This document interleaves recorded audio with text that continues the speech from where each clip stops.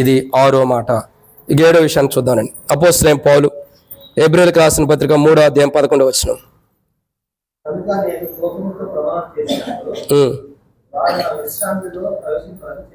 అదే 7వ మాట ఏంటండి? వారు నా విశ్రాంతిలో ప్రవేశింపరు. దేనికి దృష్టి కలగాలి? దేనికి దృష్టి కలగాల? ఏందక్క నిద్రపోతున్నారా? కొంతమంది బైబిలే చదవట్లేదు, బైబిల్ కూడా చూడట్లేదు. మందిరానికి వచ్చేది బైబిల్ చూసి బైబిల్ చదవాలి. నిద్రపోతున్నారు ఏంది? బైబిల్ తెరిచి నిద్రపోవద్దు. సరే, ఇక్కడ దేవుని యొక్క వాక్యం చూసినట్టయితే 7వ మాట ఏంటి? 7వదిగా విశ్రాంతిలోకి ప్రవేశించడం లేని సంగతి కూడా తెలుసుకోలేని స్థితిలో ఉంటారు. ఎంత దారుణమైన స్థితిలో ఉంటారో చూడండి. ఎంత దారుణమైన స్థితిలో ఉంటారు.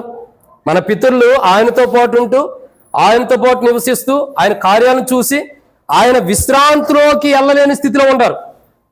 అది దాని విషయంలో దృష్టి కలగట్లే వారికి. దాని విషయంలో దృష్టి కలగట్లా. అని నేను విశ్రాంతిలోకి వెళ్ళాలి. విశ్రాంతి అంటే ఎక్కడుంది మనకు మానవుడికి? భక్సింగ్ గారిని అడుగుతూ వచ్చారు. మనల్ని కాదులేండి. మనల్ని అడిగితే మనం పరలోక రాజ్యంలో మాకు విశ్రాంతి ఉందంటాం. మనకు ఉందో లేదో మన జీవితం అక్కడ ప్రభువు లెక్కించిన తర్వాత తెలిసింది. భక్సింగ్ గారిని అడుగుతూ వచ్చారు, అయ్యా నీకు విశ్రాంతి లేదా? My rest is heaven. ఏమన్నాడు? నా విశ్రాంతి పరలోకంలోనే ఉంది. ఇప్పుడు మానవుడికి విశ్రాంతి ఎక్కడ ఉంది? పరలోకంలో ఉంది. అంటే దేవుడిచ్చే పరలోకపు పరలోకం నుండి విశ్రాంతిని కూడా పొందుకోలేని స్థితిలో ఉంటారు.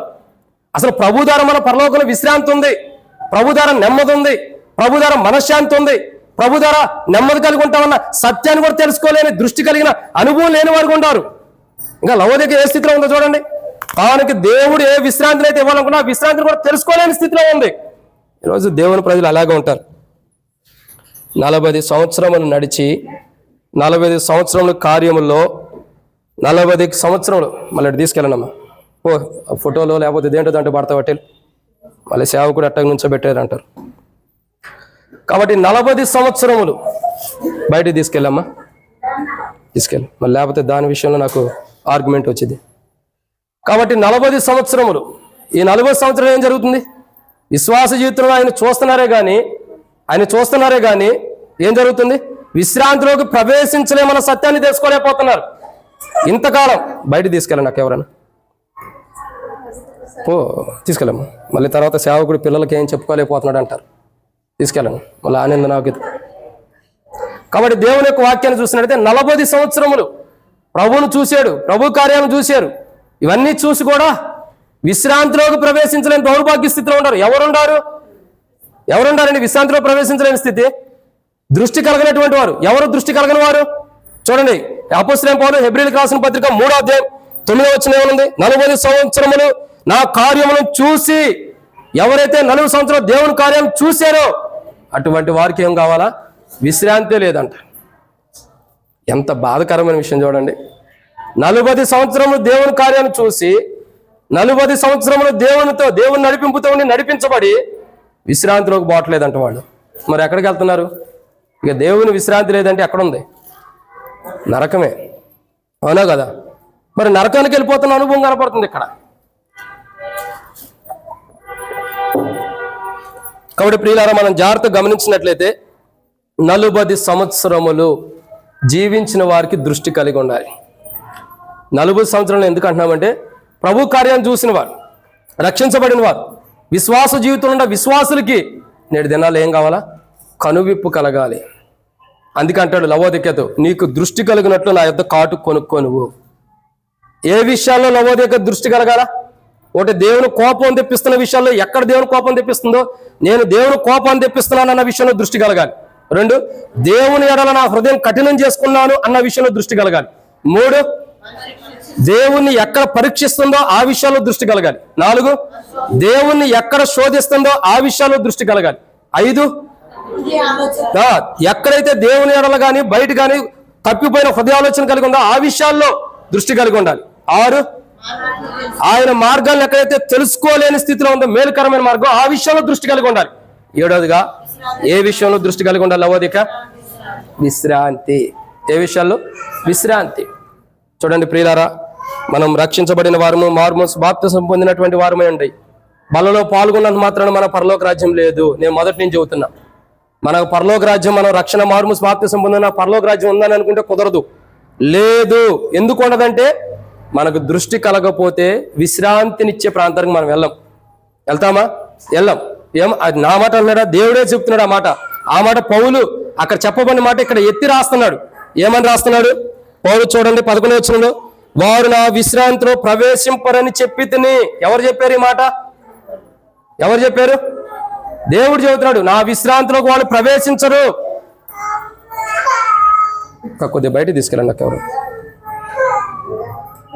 కాబట్టి దేవుని యొక్క వాక్యాన్ని చూసినట్లయితే తీసుకెళ్ళి మళ్ళీ దాని గురించి తలనొప్పులు వస్తాయి ఇప్పుడు. కాబట్టి దేవుని యొక్క వాక్యాన్ని చూసినట్లయితే ఏమని రాయబడుతూ వచ్చింది తెలుసా? విశ్రాంతిలోకి, నా విశ్రాంతి అని బైబిల్ రాయబడుతూ వచ్చింది. ఎవరిని రానివ్వట్లేదు విశ్రాంతిలోకి? 40 సంవత్సరంలో ఆయన కార్యాలు చూసిన వారిని ఆయన విశ్రాంతిలోకి రానివ్వట్లా. 40 సంవత్సరాలు ఆయనతో ఉంటూ ఆయన కార్యాలు చూస్తూ మనోనేత్రాలు తెరవబడినటువంటి వారికి ఆయన విశ్రాంతిలోకి స్థలం లేదు. ఇప్పుడు లవోదికకి ఎందుకు దృష్టి కలిగి ఉండమని చెబుతున్నాడు తెలుసా? పూర్వం మీ పితరులందరూ కూడా 40 సంవత్సరాలు నడిచేరు, నా కార్యాలను చూసి కూడా కనువిప్పగలగల, దృష్టి కలగల, ఆత్మీయ మనోనేత్రాలు ముయ్యబడి ఉన్నాయి. నా కార్యాలను చూస్తూ కూడా మనోనేత్రాలు ముయ్యబడి ఉన్నాయి. కాబట్టి నేను వారికి విశ్రాంతి ఇవ్వట్లేదు. కనీసం నీవైనా నీ పితరుల వలె నా కార్యాలను చూసి విశ్రాంతిలోకి రాని ఆ నీ పితరుల వలె నువ్వు ఉండకూడదంటే ఇప్పుడు నీకు దృష్టి కలగాలి. ఇప్పుడు ఏం చేయాలా? దృష్టి కలగాలి. ఇప్పుడు నీ కన్నులు తెరవబడాలి. ఇప్పుడు నీ మనోనేత్రాలు తెరవబడాలి. పౌలు అంటాడు, అపోస్తలుడైన పౌలు కొరింథీయులకు రాసిన 2వ పత్రిక 4వ వచనంలో, ఈ లోక సంబంధమైన దేవత వారి మనోనేత్రాలు ముయ్యబడిందంట. ఎందుకు? ఆత్మీయ గురుడితనం కలిగజేసింది. ఎందుకంటే దేవుని మాటలు చూడలేకుండా చేస్తుంది. ఈరోజు దేవుని ప్రజలుగా రక్షణ, మార్మోస్, బాప్తిసం పొంది ప్రభు వాళ్ళ దగ్గరికి వచ్చిన నా జీవితాల్లో మనకు కావాల్సిన 7వ ప్రాముఖ్యత ఏంటంటే విశ్రాంతిలోకి ప్రవేశిస్తావన్న నిరీక్షణ నీకుందా? ప్రవేశిస్తానికి నువ్వు సిద్ధంగా ఉన్నావా? ఆయన విశ్రాంతి. కానీ ఆయన అయితే అంటున్నాడు, నా విశ్రాంతిలోకి ప్రవేశింపరని చెప్పి తిని. దేవుడైతే తన విశ్రాంతిలోకి ప్రవేశింపజేయడానికి ఇష్టపడతల్లా. మరి మనం ఏం చేయాలి? ఏం చేయాలా? పశ్చాత్తాపడతామే. ప్రభు దగ్గరికి వచ్చి, ప్రభువా నేను ఈ తప్పు చేసిన, ఆ తప్పు చేసిన, పశ్చాత్తాపడితే ప్రభు క్షమిస్తాడు. అది కావాలి ప్రాముఖ్యత. దృష్టి కలగాలి. అసలు మనం విశ్రాంతిలోకి వెళ్ళలేకపోతున్నాం. రక్షణ, మార్మోస్, బాప్తిసం పొంది కూడా ఇంత క్రైస్తవ జీవితాన్ని జీవించి ఇంతగా బలలో పాల్గొని కూడా ప్రభు యొక్క విశ్రాంతి అంటే పరలోక రాజ్యానికి వెళ్ళలేకపోతున్నామని ఈ రోజైనా నీ యొక్క జీవితాన్ని బట్టి నువ్వు పరలోక రాజ్యాన్ని అంటే విశ్రాంతిలోకి నువ్వు వెళ్ళలేకపోతున్నావని తెలుసుకో. ఆ విషయంలో విశ్రాంతిలోకి వెళ్ళలేకపోతున్నావు అన్న విషయానికి ఏం చేయాలా? దృష్టి కలగాలి. దృష్టి కలగాలి. ప్రిడా, ఎందుకు ఈ మాటలు చెప్పబడుతుంది అంటే మనం అందరం కూడా దేవుని రాజ్యంలో ఉండాలి. ఎవరూ కూడా నరకానికి వెళ్ళిపోకూడదు. ఈడ కూడి ఉన్న మనం అందరం కూడా దేవుని రాజ్యానికి వెళ్ళాలి. ఎప్పుడు ప్రభు వస్తాడో తెలియదు. ఏ క్షణం ఇప్పుడు ఇంటికి వెళ్ళిన తర్వాత రావచ్చు, లేకపోతే మనమే పోవచ్చు, చెప్పలేం ఏ టైం మనకు ఉండిద్దో. మనం ఉన్నప్పుడు ఏం చేయాలి? అందరం కూడా సిద్ధపడాలి. బైబిల్ అంటుంది, నా మాట కాదు, దేవుడు అంటున్నాడు, వారు గనుక నేను కోపముతో ప్రమాణం చేసినట్లు వారు నా విశ్రాంతిలో ప్రవేశింపరని చెప్పి తిని. అర్థమైందండి? నా విశ్రాంతిలో. కాబట్టి ఇప్పుడు ఏం చేయాలి? మనం ఆయన విశ్రాంతిలోకి ప్రవేశించడం కొరకై సిద్ధంగా ఉండాలి. కానీ ఆయన అయితే నేను రానివ్వను అంటున్నాడు. ఎందుకని? యేసు ప్రభుతో అంటే మనం నడుస్తుండొచ్చు. మన పితరులేమో 40 సంవత్సరాలు ఆయనతో నడిచారు, కానీ చూస్తున్నారు, కానీ ఆత్మీయ దృష్టి అన్నది వాళ్ళకి రాలా. ఆత్మీయ మనోనేత్రాలు తెరవబడిన కూడా వాళ్ళు లేరు. ఈ లోక సంబంధమైన దేవత అన్నట్లు ఈ లోకానుసారంగా వాళ్ళ దృష్టి ఏం చేయబడింది? అంధత్వం కలుగు చేయబడింది. ఇక దేవుని కార్యాలు చూసినా వాటిని గ్రహించే శక్తి వాళ్ళకి లేదు. చూసినా వాటిని తెలుసుకునేటువంటి అనుభవం లేదు. చూసినా వాటి గురించినటువంటి మర్మం వారికి తెలియదు. కాబట్టి ఇప్పుడు పౌలు అంటాడు, మీ పితరులు ఎలా ఉన్నారో అదే రీతిలో లవోదికలో ఉన్న ప్రజలు దృష్టి కలగకోకుండా ఎలా ఉండారో ఈ రోజుకైనా మీరన్నా మార్మోస్ పొందండి. ఏం చేయబడాలా? దృష్టి కలగాలి. కాబట్టి దేనికి? లవోదికకి దృష్టి కలగాలని చెప్పి ప్రభు అంటున్నాడు. చదవండి ప్రకటన గ్రంథము. ఈ మాట చదివి ప్రార్థనలో ప్రవేశిద్దాం బలలోకి. ప్రకటన గ్రంథం 3వ అధ్యాయం. ప్రకటన గ్రంథం 3వ అధ్యాయం 18వ వచనం. నీవు ధనవృద్ధి చేసుకున్నట్లు అగ్నిలో పుటం వేయబడిన బంగారమును నీ దిశములకు సిగ్గు కలుగుకున్నట్లు ధరించుటకు తెల్లని వస్త్రములను నీకు దృష్టి కలుగునట్లు నీ కన్నులు కాటుకు నా యొద్ద కొనమని నీకు ఏమంటున్నాడు? నీకు దృష్టి కలుగునట్లు. ఇప్పుడు చెప్పండి, లవోదికయాకి దృష్టి కలగాలి. లవోదికయ కాదు, విశ్వాస జీవితంలో, క్రైస్తవ జీవితంలో 40 సంవత్సరాలు ప్రయాణించిన వారికి కలగాలి. అట్లాంటి ప్రయాణించిన మన పితరుల వల్లే క్రైస్తవ జీవితంలో మనకు కూడా దృష్టి కలగాలి. ఏ విషయాల్లో దృష్టి కలగాలి, ఎవరికి ఏ విషయాల్లో దృష్టి కలగాలి? ఇప్పుడు ఎవరికి ఏ విషయాల్లో దృష్టి కలగాల? ఒకటి, దేవునికి ఎక్కడ కోపం తెప్పిస్తున్నా ఆ విషయంలో మనం దృష్టి కలిగి ఉండాలి, తెలుసుకోవాలి. 2, హృదయం కఠినపరుచుకున్నదాన్ని. 3, ఆయన పరీక్షించిన విషయాలు. 4, ఆయన శోధించిన విషయాలు. 5, మన తప్పిపోయిన హృదయాలోచన విషయాలు. 6, ఆయన మార్గాల్ని, మేలుకరమైన మార్గాల్ని తెలుసుకోలేనటువంటి విషయాలు. 7, విశ్రాంతి. ఆయన విశ్రాంతిని అంటున్నాడు, కానీ విశ్రాంతి మనం పొందుకోగలిగే మార్గం ఒకటి ఉంది. దేవుడైతే తన కోపం వచ్చి నేను మీకు విశ్రాంతిని అంటున్నాడు. ఇప్పుడు సపోజ్ దేవుడే మనం బలలో పాల్గొనే సరిగా లేక మన ప్రవర్తన బాగాక నువ్వు దేవుడే దిగి వచ్చి మీకు ఎవరు కూడా నా యొక్క విశ్రాంతిలో మీకు పాలు పంపులు లేవంటే మనం ఏం చేస్తాం చెప్పండి?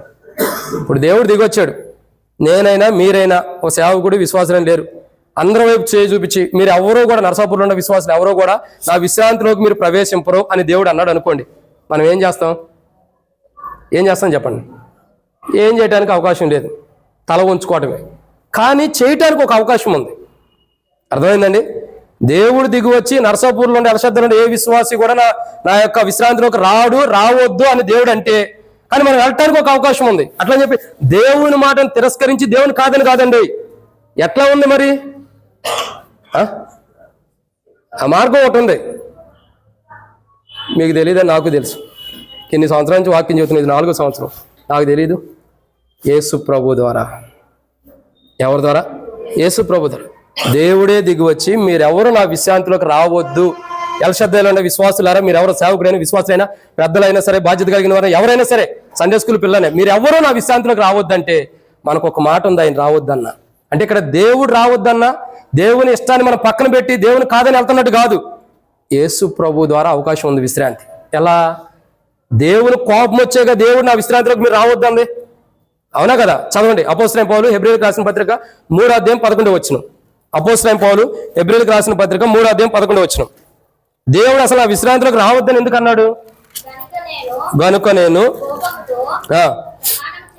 అది ఎందుకు విశ్రాంతిలోకి రావద్దన్నాడు? ఆయన కోపం తెప్పించాం కాబట్టి. మరి ఆయనకు కోపం తెప్పించాం కాబట్టి ఆయన నా విశ్రాంతిలోకి మీరు రావద్దని మనల్ని అంటున్నాడు. మరి ఇప్పుడు ఆయన కోపం తెప్పించిన విషయాన్ని ఆయన కోపాన్ని మళ్ళుకుని ఆయన విశ్రాంతి పడి ఆయన నెమ్మదిపడాలంటే ఏం కావాలా?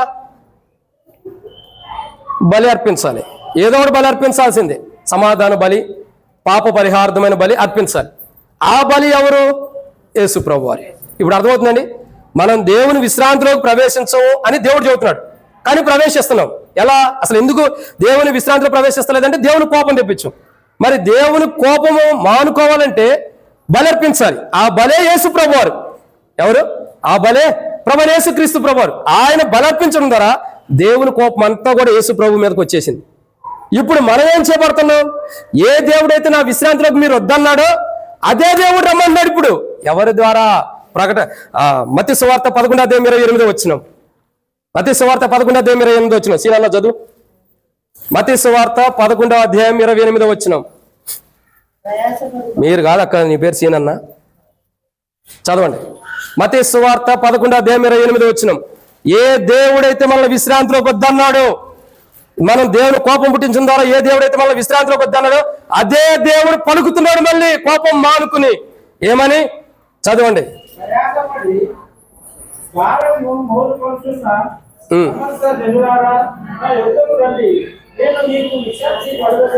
సరే, చాలు శ్రీనాన్నకి కలజోడు లేదు, అందుకని చదవలేకపోయాడు. ప్రయాసపడి భారం మోస్తున్న సమస్త జనులారా నా దగ్గర నేను మీకు ఎంత గొప్ప ఆలోచన చూడండి.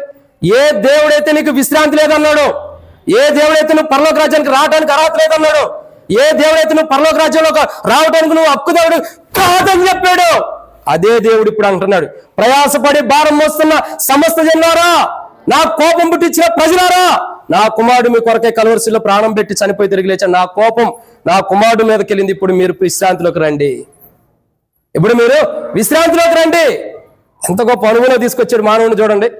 దేవుని కోపం వచ్చి మానవుడు దేవుని విశ్రాంతిలోకి వెళ్ళలేని మానవుణ్ణి ఆ కోపం అంతా యేసు ప్రభు మీద తీసుకొచ్చి ఇప్పుడేమంటున్నాడు? ప్రయాసపడి, అంటే నా కోపం తెప్పించిన ప్రజలారా నా యుద్ధకు రండి, ఇప్పుడు నేను విశ్రాంతినిస్తా. మరి ఒకప్పుడు ఏమన్నాడే? ఇప్పుడు ఎందుకు ఇస్తున్నాడు? ఒకప్పుడు యేసు ప్రభు వారు లేడు, భూమి మీదకి రాలా, ఇప్పుడు వచ్చాడు కాబట్టి మనకు విశ్రాంతి వచ్చింది.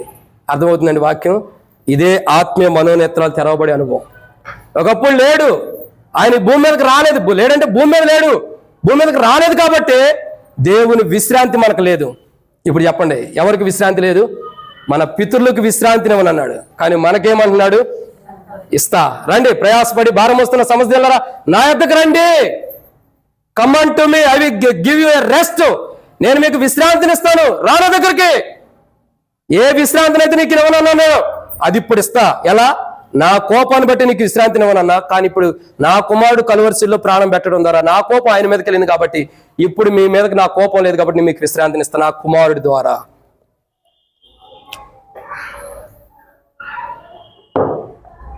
ఎవరి ద్వారా ఇస్తానంటున్నాడు?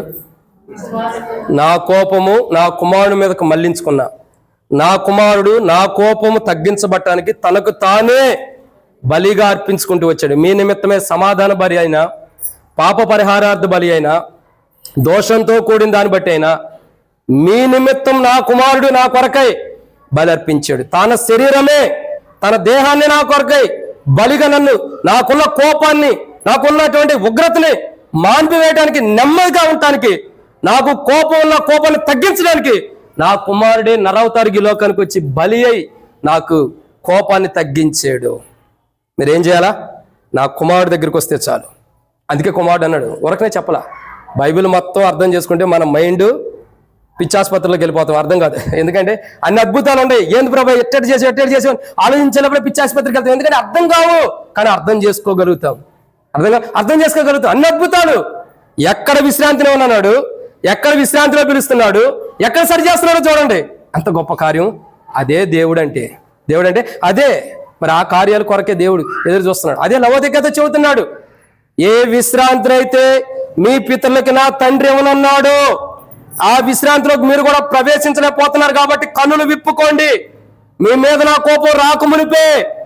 ఇప్పుడు ఏం చేయాలా? కనువిప్పు కలగాలి. ఏం చేయాలి? అప్పుడు కనువిప్పు కలగాలంటే యేసు ప్రభు దగ్గర రావాలి. యేసు ప్రభు అనే బలి మన కొరకే బలి అర్పించబడింది. ఆయన మన కొరకే బలిగా చేయబడుతూ వచ్చాడు. ఇప్పుడు మనం ఏం చేయబడుతున్నాం? విశ్రాంతిలోకి వెళ్తున్నాం. ఇప్పుడు మన పరలోక రాజ్యంలో విశ్రాంతి ఉంది. ఎందుకు కాదు, ఎట్లా?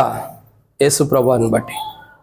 ఒకప్పుడు దేవుడు ఈ భూమి మీదకి యేసు ప్రభువు రాకమునుపు ఆయనకు మనం కోపం తెప్పించడం ద్వారా, ఆయన కార్యాలు చూసి ఆయనతో పాటు ఉంటూ, ఆయన పెట్టింది తింటూ, ఆయన ఇచ్చింది తాగుతూ, ఆయనతో పాటు జీవిస్తూ, అంటే ఒక రకంగా చెప్పాలంటే ఆయన బలలో పాల్గొంటూ, ఆయన పెట్టింది తినటం అంటే ఆయన దేహాన్ని తింటూ, ఆయన ఇచ్చిన తాగటం అంటే ఆయన రక్తాన్ని తాగుతూ, ఆయన కార్యాలను చూస్తూ కూడా ఏం చేస్తూ వచ్చాం? ఆత్మీయ దృష్టితనం కలగలేనటువంటి వారు భౌతికంగా చూస్తూ వచ్చాం, కానీ ఆత్మీయ అంధత్వం కలిగి ఉంది. మనోనేత్రాలు ముయ్యబడి ఉన్నాయి. లవోదికతో మాట్లాడుతున్నాడు, మనతో కూడా మాట్లాడుతున్నాడు. చెప్పే కదా, దేవుడే దిగొచ్చి నర్సాపూర్లో ఉండే ఎలశద్రుని విశ్వాసులకి ఎవరికి నా విశ్రాంతిలో స్థలము లేదన్నా ఉంది. ఎందుకంటే విశ్రాంతి ఎందుకు లేదు? దేవుని కోపం తెప్పించాం. ఆ కోపం ఎవరి మీదకి వచ్చింది? ఇప్పుడు యేసు ప్రభు మీదకి. యేసు ప్రభు మీదకి రావటం ద్వారా మన మీదకి ఏమొచ్చింది? దేవుని కృప వచ్చింది. దేవుని కృప రావటం ద్వారా ఇప్పుడు ఏమైంది?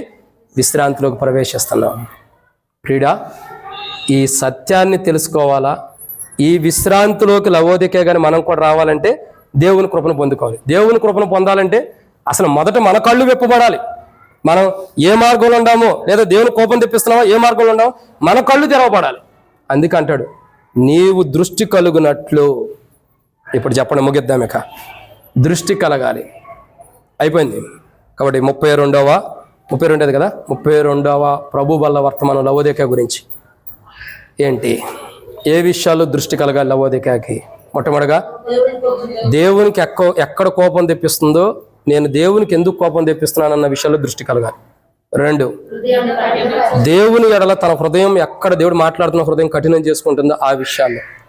3, దేవుణ్ణి ఎక్కడైతే పరీక్షిస్తుందో ఆ విషయాల్లో దృష్టి కలగాలి. ఎందుకు పరీక్షిస్తుంది? 4, శోధిస్తుంది.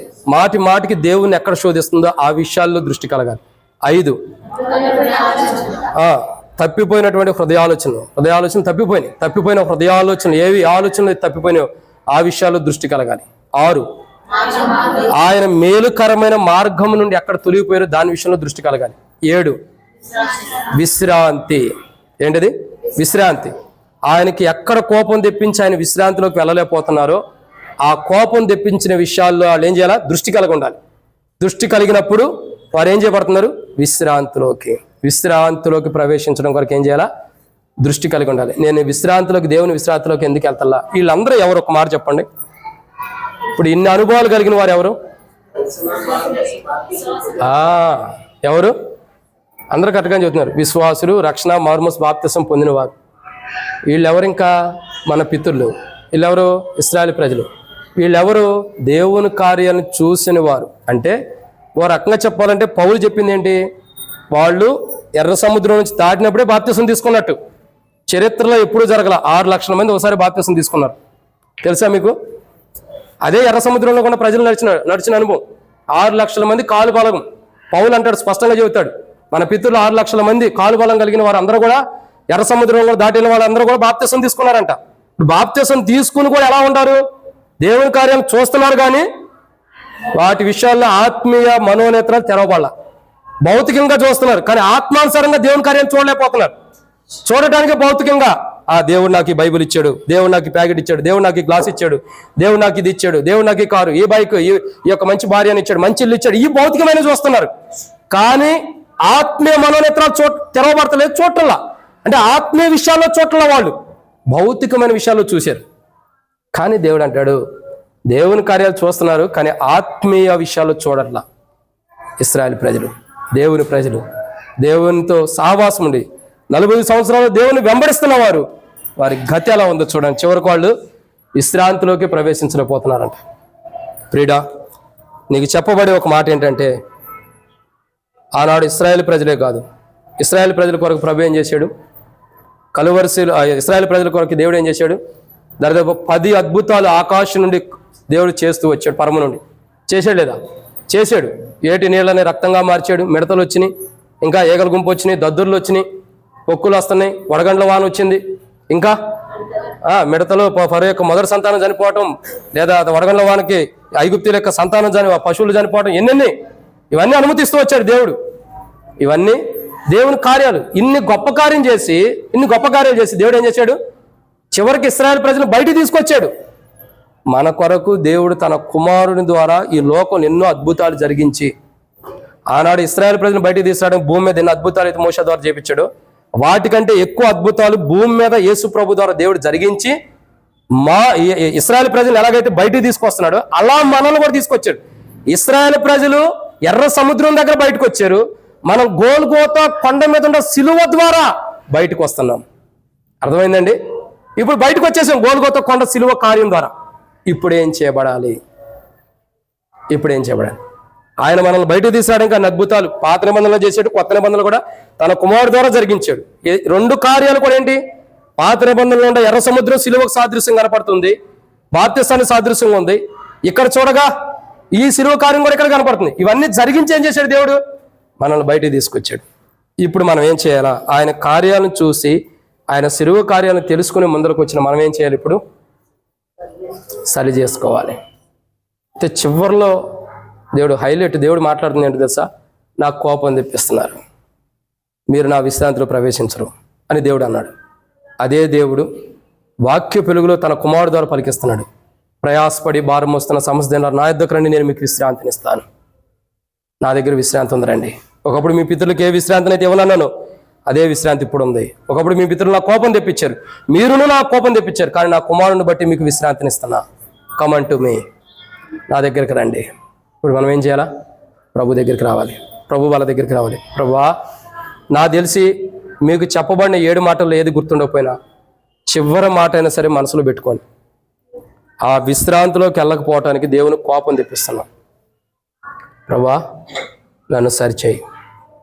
ప్రభువా, ఒకప్పుడు నేను విశ్రాంతిలోకి వెళ్ళకపోవడానికి నీ కోపం తెప్పించా, అది నేను ఇప్పుడు తెలుసుకోలేని గుడ్డితనం కూడా. విశ్రాంతిలోకి ప్రవేశించట్లేదు అన్న సత్యాన్ని కూడా తెలుసుకోలేని గుడ్డితనంలో ఉండా. ప్రభువా, ఈరోజు నా కన్నులు తెరిచేవు, లవోదికయతో మాట్లాడుతున్నావు, నీకు దృష్టి కలుగునట్లని. ప్రభా, ఈరోజు నాకు దృష్టి కలుగు చేసావు. ఈరోజు నేను విశ్రాంతిలో ప్రవేశించలేని స్థితిలో ఉన్నా. అయితే మరో కుమారు, నీ ప్రియ కుమారుడు దగ్గరకు వస్తే సరిచేయగలవు. ప్రభా, నీ దగ్గరకు వస్తున్నా. ప్రభా, నీ దగ్గరకు వస్తున్నా. నన్ను సరిచేయి, నా జీవితాన్ని మార్చు. ప్రభా, నన్ను సరిచేయి. దేవుని దగ్గరకు వద్దాం. ఎందుకంటే ప్రియులారా, అపోస్తలుడైన పౌలు రోమీయులకు రాసిన, చూడదులేండి, రోమీయులకు రాసిన పత్రికలు అంటాడు, దేవుడు, ఇంతకుముందు కూడా మనం చదువుకుంటూ వచ్చాం, ఎలాంటి వాడు దేవుడు? సామర్థ్యం కలిగిన వాడంట.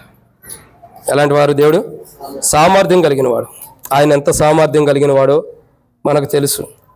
ఆయన ఏదైనా చేయటానికి సామర్థ్యం కలిగిన వాడు. ఆయన కృపను కనపరచడానికి కానీ అన్ని విషయాల్లో కూడా.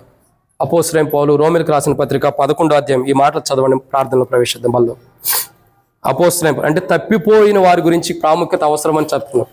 అపోస్తలుడైన పౌలు రోమీయులకు రాసిన పత్రిక 11వ అధ్యాయం 20 వచ్చిన కాడి నుంచి చదవండి.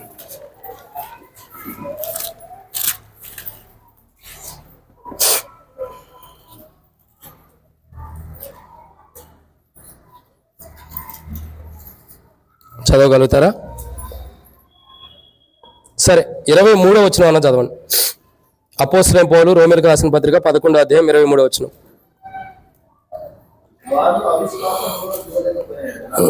వారును తమ అవిశ్వాసములో నిలవకపోయిన ఎడల అంటుకట్టబడుదురు, దేవుడు వారిని మరలా అంటుకట్టుటకు అంటే సమర్థుడు. ఇప్పుడు చెప్పండి, మనము అవిశ్వాసంలో నిలబడిన ఎడల, విశ్వాసులుగా ఉండ ఎడల, తప్పిపోయిన మనము, దారి తప్పిపోయిన మనం, అర్థమవుతుందండి? ఇప్పుడు దృష్టి కలిగించుకోవడానికి దేవుని దగ్గరకు వస్తే దేవుడు ఎలాంటి వాడు చూడండి.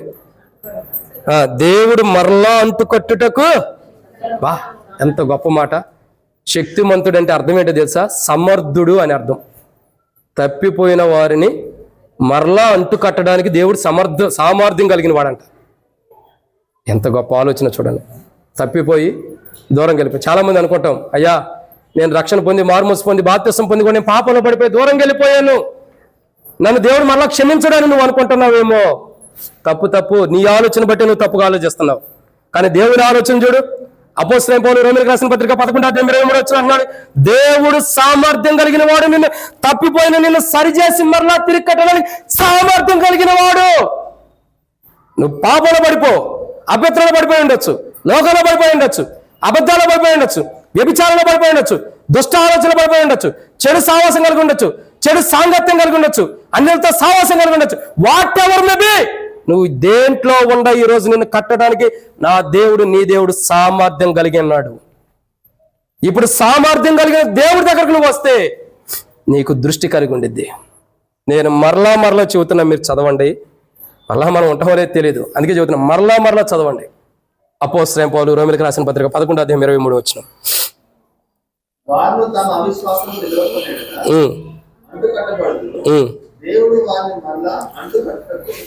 అది దారి తప్పిపోయిన మనల్ని, పాపముల లోకంలో పడిపోయిన మనల్ని, దృష్టి కలిగినటువంటి మనల్ని, ఆత్మీయ అంధత్వం కలిగి ఆత్మీయ మనోనేత్రాలు ముయ్యబడి అవిశ్వాసులైన మనల్ని, విశ్వాసులుగా ఉంటూ ఆత్మీయ మనోనేత్రాలు ముయ్యబడి అవిశ్వాసులమైన మనల్ని ఈరోజు దేవుడు ఏం చేయాలనుకుంటున్నాడు?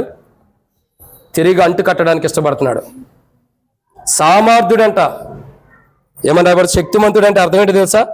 సామర్థ్యం కలిగిన వాడు, సమర్థుడు అని అర్థం. వీడా ఇప్పుడు అర్థం చేసుకుని రా వాళ్ళ దగ్గరికి. ఏమని రావాలి? దేవుడు నీ స్థితి నువ్వు ఎలా ఉండ నిన్ను కట్టడానికి సమర్థుడు అని రా. వాళ్ళ దగ్గరికి వచ్చాయి. నువ్వు ఎట్లా పాపంలో ఉండవా, ఎలాంటి లోకంలో ఉండవా ఆలోచించొద్దేక. ఒకటే నీ మైండ్ సెట్లో ఉండాలి. దేవుడు, నేను ఏడంతల అనుభవంలో తప్పిపోయినాను, నన్ను కట్టుటకు సామర్థ్యం కలిగిన దేవుడు, శక్తిమంతుడు, సమర్థుడు. నా సమర్థుడైన దేవుని దగ్గరికి నేను వస్తున్నా, నా సామర్థ్యం కలిగిన దేవుని దగ్గరికి నేను వస్తున్నాను. దేవుని దగ్గరికి రా. ప్రార్థన. ప్రేమ కలిగిన పరలోకపు తండ్రి, పరిశుద్ధుడు అయిన దేవా, మీకు స్తోత్రములు. మీరు సామర్థ్యం కలిగిన దేవుడివి, సమర్థుడివి తండ్రి. మీ సామర్థ్యం కింద మేము ప్రభు ఈరోజు కట్టబట్టడానికి వస్తున్నాం. మేము అవిశ్వాసం ఉండం, విశ్వాసమైనప్పటికీ దృష్టి కలిగిన అనుభవాలు ఉండవు, ఆత్మీయ మనోనేత్రాలు ముయ్యబడి ఉన్నాయి. ఈరోజు నీ సన్నిధిలోకి వస్తున్నాం ప్రభువా. ఏ ప్రభువు అయితే, ఏ దేవుడు అయితే మాకు విశ్రాంతినివ్వనన్నావో నీ కోపం తెప్పించింది దాన్ని బట్టి, అదే దేవుడు నీ కుమారుని ద్వారా రండి నేను మీకు విశ్రాంతినిస్తానన్నారు. ప్రభువా నీ దగ్గరకు వస్తున్నాం, నీ కోపం తెప్పించాం, క్షమించండి. మా ప్రవర్తన బాగాల నేను పరీక్షించాం, శోధించాం. ప్రభువా క్షమించండి. ప్రభువా నీ మేలుకరమైన మార్గాలు తెలుసుకోలేని స్థితిలో ఉండా క్షమించండి. ఈ సమయంలో నీ దగ్గరకు వస్తున్నాను ప్రభువా, నన్ను కట్టండి. మరలా అంటుకట్టుటకు నువ్వు సమర్థుడుగా ప్రభువా, మరలా అంటుకట్టుటకు నువ్వు శక్తిమంతుడుగా ప్రభువా నీ దగ్గరకు వస్తున్నా. లోకము, పాపము, లోకంతో స్నేహం చేసి చెడ్డవారితో సహవాసం కలిగి ఉండి అంటుకట్టబడిన అనుభవం నుండి తొలగిపోయి ఉండా, ఒక పక్కన పెరికివేయబడిన స్థితిలో ఉండ నన్ను తిరిగి అంటుకట్టడానికి ఇష్టపడుతున్నావు ప్రభువా. నీ పాదముల దగ్గరికి వస్తున్నా, నన్ను కట్టండి. నిజమే, నాకు వేరుగా ఉండి మీరు ఏమి చేయలేరన్నావు, నాలో ఫలింపన తీగను తీసివేస్తానన్నావు. కానీ ఆ తీగ ఈరోజు కట్టబట్టడానికి నువ్వు ఇష్టపడుతున్నావు. తండ్రి నీ దగ్గరకు వస్తున్నా, నీ సామర్థ్యంతో నువ్వు సమర్థుడు కాబట్టి, శక్తిమంతుడు కాబట్టి దేవా, నేను ఏదైతే నీ సన్నిధిలో నుండి దూరంగా ఉన్నానో నన్ను తిరిగి కట్టండి. ఆత్మీయ దృష్టిగా ప్రభా కలుగా లేనటువంటి స్థితిలో ఉన్నా, ఆత్మీయ దృష్టికి అంధత్వం కలిగి దేవా మనోనేత్రాలు ముయ్యబడి ఉన్నాయి. ఈరోజు తెరవండి, నాకు దృష్టి కలిగి ఉండాలి. నేను దృష్టి కలిగి లేకపోవడం కారణం ఏంటంటే అవిశ్వాసినైన నన్ను కనికరించు ప్రభా. నేత్రాలు తెరవండి. ఈరోజు నీ పాదం దగ్గరికి వస్తున్నా ప్రభా, నన్ను కనికరించు. నా మీద ఉన్న నీ కోపాన్ని మానుకో ప్రభా. నేను తెప్పించిన కోపమును బట్టి నన్ను క్షమించండి. నీ ప్రియకుమారు ద్వారా క్షమించండి. మా ప్రభు యేసుక్రీస్తు ప్రభు ద్వారా క్షమించండి. ఆయన నామము ద్వారా మమ్మల్ని క్షమించండి. నిన్ను శోధించాం, క్షమించండి. నిన్ను పరీక్షించాం, క్షమించండి. హృదయ కఠినం చేసుకున్నాం, క్షమించండి. హృదయ ఆలోచనలు తప్పిపోతున్నాయి, క్షమించండి ప్రభా. ఈ మార్గాలు తెలుసుకోలేని, మేలుకరమైన మార్గాన్ని తెలుసుకోలేని స్థితిలో ఉండ క్షమించండి దేవా. నీ కోపం తెప్పించి విశ్రాంతిలో కూడా వెళ్ళలేకపోతున్నా, క్షమించండి తండ్రి. ఇప్పుడు యేసు ప్రభువారు ఈ లోకానికి వచ్చాడు కాబట్టి ఆయన ద్వారా నాకు కనువిప్పు కలుగజేసి, ఆయన ద్వారా నాకు దృష్టి కలుగజేసి నన్ను నీ రాజ్యంలో చేర్చుకోవడానికి ఇష్టపడుతున్నావు. లవోదికయతో కూడా అదే మాట్లాడుతున్నావు. నీకు దృష్టి కలగాలి. నువ్వు దృష్టి కలగకపోతే నాకు కోపం తెప్పించింది, నన్ను శోధించింది, నన్ను పరీక్షించింది, హృదయం కఠినం చేసుకుంది, హృదయ ఆలోచనలు బట్టి, మేలుకరమైన మార్గం నడవని బట్టి, విశ్రాంతిలోకి వెళ్ళకపోవడాన్ని బట్టి నువ్వు నష్టపోతావు. నువ్వు ఏమి నష్టపోతున్నావు అది దృష్టి కలిగి ఉండని హెచ్చరిస్తున్నావు. అదే దేవుడు ఈరోజు నాతో కూడా హెచ్చరించు. లవోదికయత కాదు, నన్ను కూడా హెచ్చరించు ప్రభా. నీ దగ్గరకు వస్తున్నా ప్రభా, నీ సన్నిధిలోకి వస్తున్నా, నాకు దృష్టి కలుగజేయి. ఇప్పటి నుండి దేవా, కీర్తనల గ్రంథంలో 119వ కీర్తనలో 18వ వచనం కూడా రాయబడుతూ వచ్చింది, నీ ధర్మశాస్త్రములోని కార్యములు చూచినట్లు నా కన్నులు తెరువు. మేలైన కార్యములు, మంచి కార్యములు చూసి, ఆశ్చర్యమైన కార్యములు చూచినట్టు నా కన్నులు తెరువుము ప్రభా. ఈరోజు మా కన్నులు తెరవండి, మాకు దృష్టి కలగజేయండి. ఆత్మీయ అంధత్వంలో ఉన్నాం ప్రభా, దృష్టి కలగజేయండి. వాక్యాన్ని చూడలేకపోతున్నాం, బలలో పాల్గొనలేకపోతున్నాం సరైన విధానంలో ప్రభా. మా పితరుల వలె మీ కార్యాలు చూస్తూనే ఉన్నాం, కానీ ఆత్మీయ అంధత్వం కలిగి ఉన్నాం ప్రభా మేము కూడా. తండ్రి క్షమించండి దేవా. ఈ రోజు నుండి ఈ బల దగ్గరికి వస్తున్నా, నా ఆత్మీయ మనోనేత్రాలు తెరవబడి నీ ధర్మశాస్త్రం నుంచి మేలుకరమైన కార్యములు చూచినట్టు నా కన్నులు తెరువు. నాకు ఆత్మీయ గుడ్డితనాన్ని తీసివేసి, ఈ లోక సంబంధమైన దేవత మీకు కోపం పుట్టించేది దేవత, మిమ్మల్ని ప్రభా మరి మీకు కోపం పుట్టించింది కానీ, హృదయం కఠినపరుచుకుంటుంది కానీ, మిమ్మల్ని ద్వేషించిన అనుభవాలు కానీ ఏవైతే ఉన్నాయో అవి తెలుసుకోకుండా సాతానుడు అడ్డుగిస్తున్నాడు. ఈ రోజు నుంచి సాతాను మాకు ఏవైతే మనోనేత్రాలకు గుడ్డితనం కలిగజేస్తుందో ఆ గుడ్డితనాన్ని తొలగించు.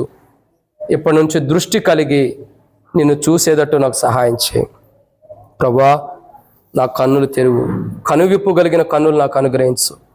బల దగ్గరికి వస్తున్నా, ఎన్నో రోజులు ఈ బల దగ్గరికి వచ్చి ప్రభా, నేను దారి తప్పిపోయిన వాడుకుండా, పాపిగా ఉండా, అబద్ధాలు, మోసము, పాపంతో కూడిన జీవితం, వ్యభిచారం అవ్వచ్చు, ఎన్నెన్నో తొలగిపోయిన వాడిని ఆయా రీతిలో ఫోన్లలో కానీ సెల్ ఫోన్లో అపవిత్రమైన వీడియోస్, చెడు స్నేహాలు ఎన్నో కలిగిన వాడిని ప్రభా క్షమించండి. ప్రభా మీ రక్తంతో కడగండి. ఈరోజు మీ సన్నిధిలోకి వస్తున్న ప్రభా నన్ను సరిచేయండి. నేను ఏదైతే చూడాలి అని నువ్వు ఆశపడుతున్నావో, నువ్వు నాకు ఏదైతే చూపించాలనుకున్నావో అవి చూచున్నట్లు నా మనోనేత్రాలు తెరవండి, గుడ్డితనం తీసివేయండి. ప్రభువైన యేసుక్రీస్తు నామమున పేరిట ప్రార్థిస్తున్నాం తండ్రి. ఇట్లా మౌనంగా ప్రార్థించిన వారు ఉంటే, హృదయంలో ప్రార్థన చేసుకుని ఉంటే, మీ కుడి హస్తం మీ తలగన్న పైకెత్తించండి, మీకోసం ప్రార్థన చేస్తాం. సహోదరులారా, సహోదరులారా, ఎవరో కూడా కళ్ళు తెరిచి అటు ఇటు చూడద్దు. సహోదరులారా, యేసు ప్రభు వారు మీకున్న ఆత్మీయ గుడ్డితనాన్ని తీసివేసి మనోనేత్రాలు తెరిచి దేవుని కార్యాలు చూచి అనుభవంలోకి తీసుకొచ్చిన గాక. సహోదరుడా, యేసు ప్రభు నీకు కూడా మంచి అనుభవంలోకి తీసుకొచ్చిన గాక. సహోదరుడా, నీకు కూడా ఆత్మీయ గుడ్డితనం తీసేసి మంచిగా, సహోదరుడా నీకు కూడా వెనకున్న సహోదరుడు కూర్చుని కూర్చున్న సహోదరుడా నీకు కూడా ఆత్మీయ గుడ్డితనం తీసేసి మనోనేత్రాలు తెరుచును గాక. సహోదరులారా, మీకు కూడా యేసు ప్రభు వారు ఆత్మీయ గుడ్డితనం తీసివేయను కాక. ఎంత సంతోషం, ఎంత సంతోషం. చాలామంది ఈరోజు నా ఆత్మీయ గుడ్డితనం పోవాలని తీర్మానం చేసుకుంటున్నారు. నేను కూడా చేసుకుంటున్నా ప్రభా, నాకు కూడా నా ఆత్మీయ గుడ్డితనం తీసే అనుకున్న సహోదరులారా, మీకు కూడా దేవుడు ఆత్మీయ గుడ్డితనం తీసివేసి మనోనేత్రాలు తెరువును గాక. దేవుని కార్యం చూచినట్లు వాటిని గ్రహింపు దేవుడు మీకు ఇచ్చును గాక. ఇంకెవరైనా ఉన్నారా? సహోదరి యేసు ప్రభు నీకు కూడా దేవుడు ఆత్మీయ మనోనేత్రాలు తెరిచినట్లు దేవుని కార్యం చూచును గాక. ఇంకెవరైనా ఉన్నారా? ఇంకెవరైనా? ప్రార్థన. మమ్మల్ని మిక్కిలికి ఎక్కువగా ప్రేమించిన ప్రియ పరలోకపు తండ్రి, పరిశుద్ధుడు అయిన దేవ, మీకు స్తోత్రములు. ఆత్మీయ అంధత్వం కలిగి ఈ లోక సంబంధమైన దేవత మా మూసింది. బలలో పాల్గొంటూ కూడా మా నేత్రాలు మూసింది. అయినప్పటికీ అట్టి వారిమై ఉన్నప్పటికీ ఈరోజు నీ సన్నిధిలోకి వచ్చాం ప్రభా.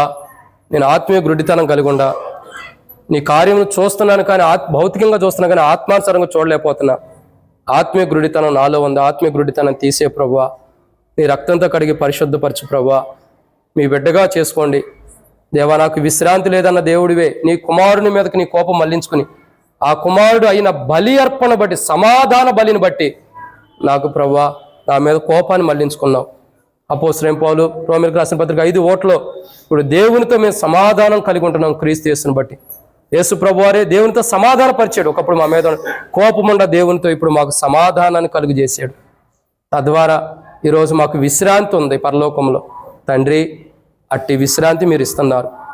ఇట్టి జీవితం మాలో ఉంది కాబట్టి మమ్మల్ని కూడా క్షమించి ఒక గొప్ప విశ్రాంతిలోకి మమ్మల్ని తీసుకెళ్ళి మా మీద ఉన్న దేవుని కోపాన్ని మీరు భరించినందుకై మీకు వందనాలు చెల్లిస్తూ, మీరు భరించారు కాబట్టే, మీరు భరించినటువంటి శరీరమును రక్తమును మాకు సాదృశ్యం ఉంచి మేము కూడా అట్టి అనుభవంలో తీసుకురావడం కొరకై మీ దేహం మాకు, మీ రక్తాన్ని మా కొరకు ఈ మధ్యలో ఉంచినందుకు, మా మధ్యలో ఉంచినందుకు వందనాలు తండ్రి.